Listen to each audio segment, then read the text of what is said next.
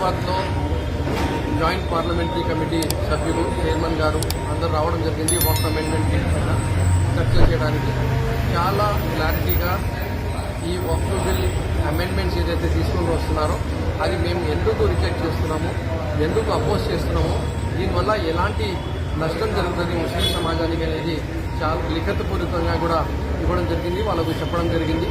ఎందుకంటే దీంట్లో కొన్ని అంశాలు జస్ట్ తొందరగా మీకు అందరికీ అర్థం కావాలంటే చెప్పాలంటే, రెవెన్యూ అథారిటీ అంటే ఈ భూమి గవర్నమెంట్గా వక్ఫ్ అనేది కలెక్టర్కి అథారిటీ ఇచ్చేస్తామని చెప్తున్నాం. కానీ యాక్చువల్గా కాన్స్టిట్యూషనల్లీ చూసుకుంటే అది సివిల్ కోర్టు తప్ప ఎవరికి అథారిటీ లేదు.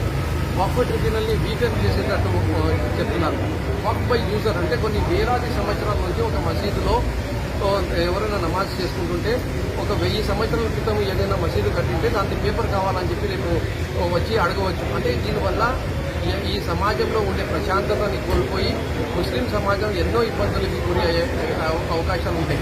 సో ఈ బిల్లు కావాల్సిన కించపరచడానికి, ఇబ్బంది పెట్టడానికి, ముస్లిం సమాజానికి గందరగోళంలో వేయడానికి మాత్రమే ఉంది అనేటట్టు మాకందరికీ అనిపిస్తుంది. కాబట్టి దీనికి కేటగిరికల్గా మేము స్పష్టంగా రిజెక్ట్ అపోజ్ చేస్తున్నాము. అలాగే మా వైఎస్ఆర్ కాంగ్రెస్ పార్టీ తరఫు నుంచి మా అధ్యక్షులు వైఎస్ జగన్మోహన్ రెడ్డి గారు చాలా స్పష్టంగా క్లారిటీగా ఈ బిల్ని అపోజ్ చేయండి, రిజెక్ట్ చేయండి అని చెప్పడం జరిగింది.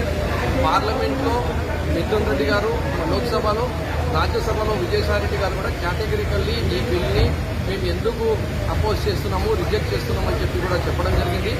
అలాగే ఈరోజు జాయింట్ పార్లమెంటరీ కమిటీ మెంబర్ గౌరవ విజయసాయి రెడ్డి గారు కూడా లిఖితపూర్వకంగా కూడా మేము ఈ బిల్ని అపోజ్ చేస్తున్నాము, రిజెక్ట్ చేస్తున్నామని చెప్పి కూడా చెప్పడం జరిగింది. కానీ దురదృష్టం ఏమంటే తెలుగుదేశం పార్టీ మాత్రము పార్లమెంట్లో జాయింట్ పార్లమెంటరీ కమిటీకి పంపించి మొత్తము ఇష్యూని గందరగోళంలో నెట్టేసినట్టు ఉన్న పరిస్థితి. ఈరోజు మళ్ళీ ప్రభుత్వం తరఫు నుంచి వచ్చి లేదు మేము దీనిని కొన్ని అమెండ్మెంట్స్ని యాక్సెప్ట్ చేస్తున్నాము, కొన్ని అమెండ్మెంట్స్ని రిజెక్ట్ చేస్తున్నాం అన్నట్టు మాట్లాడారని చెప్పి ఇప్పుడే మీరు మీడియా వాళ్ళు చెప్పారు. కానీ ఏదైనా ఉండని స్పష్టత, క్లారిటీ లేకుండా మళ్ళీ 2 కళ్ళ ధోరణిలక్కనే తెలుగుదేశం పార్టీ పోవడము, మొత్తం దేశంలో ఉండే ముస్లిం సమాజం గందరగోళంలో రావడం అనేది చాలా బాధాకరం అని చెప్పి మీ ద్వారా తెలియజేస్తుంది. తెలుగుదేశం పార్టీ కూడా మేము వ్యతిరేకం చేస్తున్నారంటే ఆయన కూడా చెప్తున్నారు. పార్లమెంట్ లో వాళ్ళు సపోర్ట్ చేశారు, ఇక్కడ వచ్చి వాళ్ళు అపోజ్ చేస్తున్నామని చెప్పి చెప్తున్నారు. వాళ్ళు పార్లమెంట్ లోనే అపోజ్ చేసి ఉంటే అసలు జాయింట్ పార్లమెంటరీ కమిటీ కూడా రాకుండా అయిపోయేది. మెజారిటీ ఉంది కాబట్టి ఎన్డీఏకి వాళ్ళు జేపీసీకి పంపించడం జరిగింది. Telugudesam party categorically on the floor of parliament మేము రిజెక్ట్ చేస్తున్నాం, అపోజ్ చేస్తున్నాం అంటే అసలు ఈ జేపీసీ కూడా ఫామ్ అయ్యేది కాదు అని చెప్పి వీళ్ళు 2 కళ్ళ ధోరణి ఇక్కడ వచ్చి మేము సపోర్టు అపోజ్ చేస్తున్నామని చెప్తున్నారు, పార్లమెంట్లో మాత్రం అపోజ్ చేస్తున్నామని చెప్పి చెప్తున్నాం అనేది ఈ 2 కళ్ళ ధోరణి కన్ఫర్మ్. అయితే మీరు చెప్పినట్టు జేపీసీ వచ్చిన కారణం తెలుగుదేశం.